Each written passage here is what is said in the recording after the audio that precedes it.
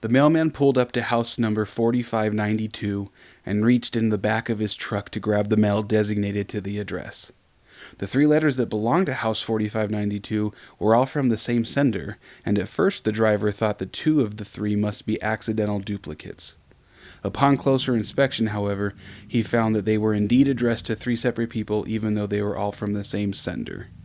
This was strange, but he had seen stranger deliveries in the past, so he placed them in the mailbox and drove on. The sound of the mailbox snapping shut startled Cole awake.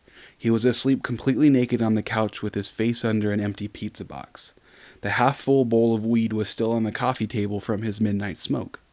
Once he came to and realized what had woken him up, he was suddenly excited and hopped up to put some clothes on. He threw on a robe, called it close enough to getting dressed, and walked out the front door, lighting a cigarette. He jogged to the mailbox, threw it open, and groped inside. His fingers found what he was looking for, and he let out a small cheer as he pulled them out. He looked at the 3 letters and found the one addressed to himself. He flipped it over and started ripping the corner off, but then thought better of it. He decided he would wait as he walked back inside with the letters, grabbed his cell phone off the kitchen counter, and dialed Marcus. Marcus was at his call center job on the phone with a particularly nasty customer when his cell phone rang. He saw that it was Cole, and he answered as he pulled his work phone away from his mouth. "What's up, man?" "They're here," Cole replied. "Hang on," Marcus told Cole as he pulled his work phone back to his mouth. "Did you try turning it off and on again?" The reply from the woman he was helping was so loud that even Cole could hear what she was saying.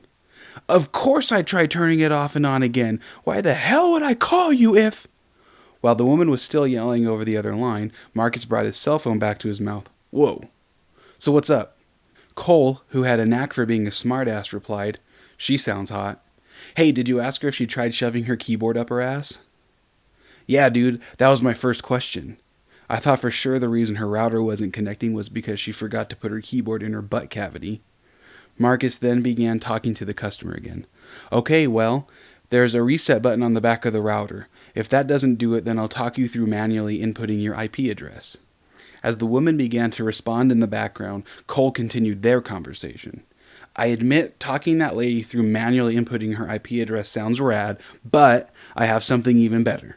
Come home because we got our admission letters." Marcus sat up a little straighter in his chair as his interest peaked. "All right, I'll come home early today. Do not open them without us." He hung up on Cole as he pulled his work phone back to his mouth again. "Okay, ma'am, now I want you to open up your command prompt."